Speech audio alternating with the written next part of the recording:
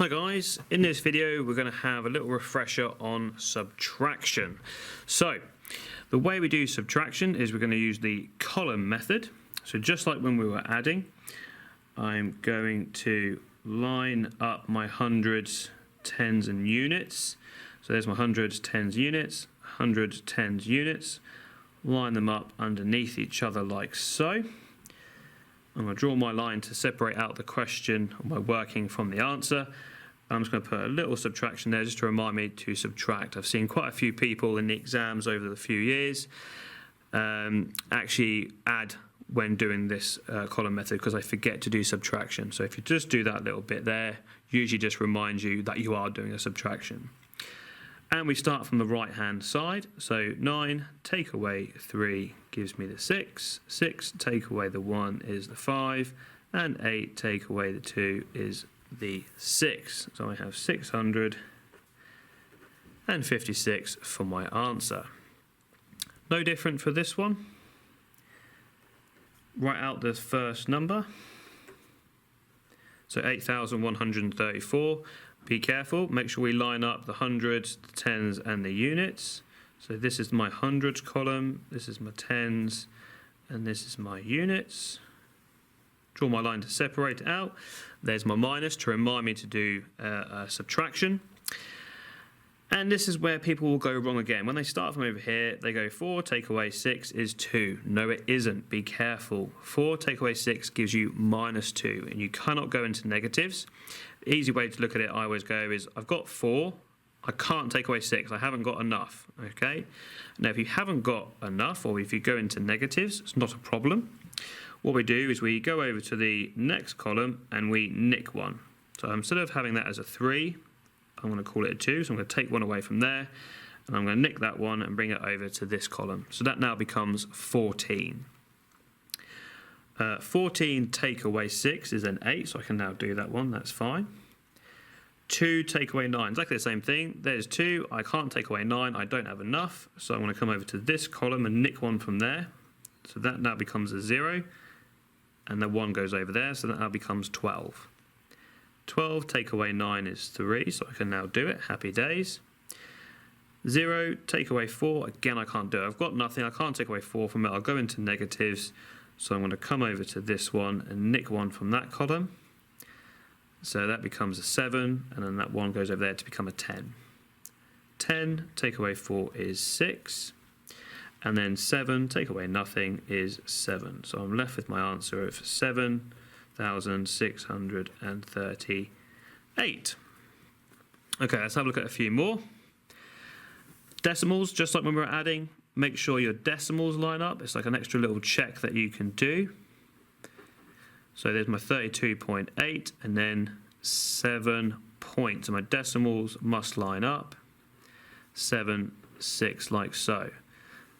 And again, I'm subtracting. Now, what I always do, not so important with addition, but it's definitely worth doing when doing subtraction, is when you have a gap at the back here, add the 0. Okay, because so many people will put 6 down here, and that's wrong. Because if you put the 0 in here and you try and do 0 take away 6, again you'll end up in negatives, which can't happen. So I'm going to come over to this column here, the next column, and I'm going to nick 1 from there. So that now becomes a 7, and the 1 comes over to make that a 10. 10 take away 6 is the 4. Happy days, I can now do it. 7 take away 7 gives me 0. You can have a 0, that's not a problem. Decimal point. 2 take away 7, again I can't do it, I'll hit negatives. So I'm going to nick 1 from the next column. So that 3 becomes a 2. The 1 gets carried over. And then 12 take away 7 gives me a 5. And 2 take away nothing is 2. So I'm left with the answer of 25.04. Okay, let's have a little look at this one then. So similar again, it's just a slightly bigger number. Take away a slightly smaller number, just so we can practice lining it up correctly. So I've got my 975.2, and I'm going to take away 6 points. So I get my decimal points lined up, 1, 8. And again, I'm taking away. I'm going to fill in the 0 to help me so I don't make any silly mistakes. 0 take away 8, can't be done, I'll end up with a negative. So I'm going to nick 1 from this column. So that 2 becomes a 1, and the one I nicked makes the 0 a 10. 10 take away 8 is 2. 1 take away 1 is 0, that's not a problem. Decimal point. 5 take away 6, again I can't do it, I don't have enough, I'd go into negatives.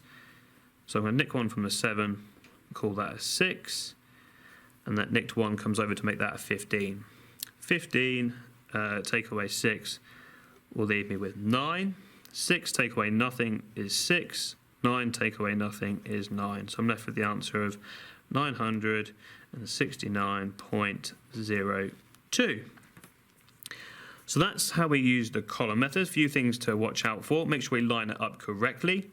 If you can't do the calculation, just nick 1 from the next column. And make sure you obviously line up the decimal points. And make sure you don't accidentally add these, which I've seen before. Now I've got 2 more examples just to show you, just to illustrate something that can happen and not to worry about it. So this one here, let's set it up.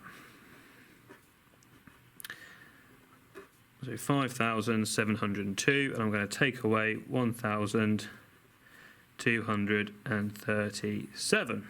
There's my line and take away. So just like before, I start from the right hand side and I do 2 take away 7, which I can't do. I get a minus number, I get -5, okay. And I want to nick 1 from the next column. However, it's already a 0. So if it's a 0, and therefore you can't nick 1, not a problem. Just go to the next column and nick 1 from there. So that 7 will become a 6, and I can bring that 1 over there, so that becomes a 10. Now, going back to the start, I still can't do take away 7, but what I can do is now nick 1 from this column. So this is a 10, because I changed it. So I can cross that 10 out, and that now becomes a 9, and then that nicked 1 can come over here to make this a 12. 12 take away 7 leaves me with a 5. 9 take away 3 leaves me with a 6. 6 take away 2 leaves me with a 4. And 5 take away 1 leaves me with a 4. So you have the answer of 4,465. So that's just something to bear in mind. And I'm now going to take it to the absolute extreme. And if you do the exam questions or see some exam questions, very similar to this comes up, where you've got something like £20 and you've got to take away something. I've just picked a number here of 13.48. So let's give this a go using the column method. So here's my £20, lining it up properly. There's my tens, my units, decimal point, and then 4 and 8. So what I'm going to do is I'm going to put the decimal point in for the 20 and add 2 zeros to make this a bit easier. Taking away, and there's my line there. So this is an extreme case. So we've got 0 take away 8, I can't do it. So I look to the next column, 0, can't nick 1 from there. I can't nick 1 from there. So I keep going to the very end where that's a 2. Now I can nick 1 from the 2. So that 2 becomes a 1. And the nicked 1 goes to the next column before it. So that becomes a 10. I'm going to nick 1 again. So that becomes a 9 and bring it over to this one. So this now becomes a 10.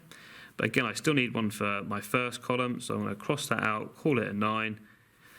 And then I can nick it for my very first column, which is what I wanted initially. So this now becomes a 10. 10 take away 8 is 2. 9 take away 4 is 5. Decimal point. 9 take away 3 is 6. 1 take away 1 leaves me with nothing. So I'm left with the answer of £6.52 for this particular case. Okay, so don't worry if you can't borrow 1 from the columns. Just keep going until you can and then work backwards. So it's just a bit of an extreme case there to do it. Obviously, you might want to see what you add to get to 1348, to get to 20 and do subtraction that way. But if you're using the column method, that's how you do it. Hopefully that helps, guys. Thanks for watching.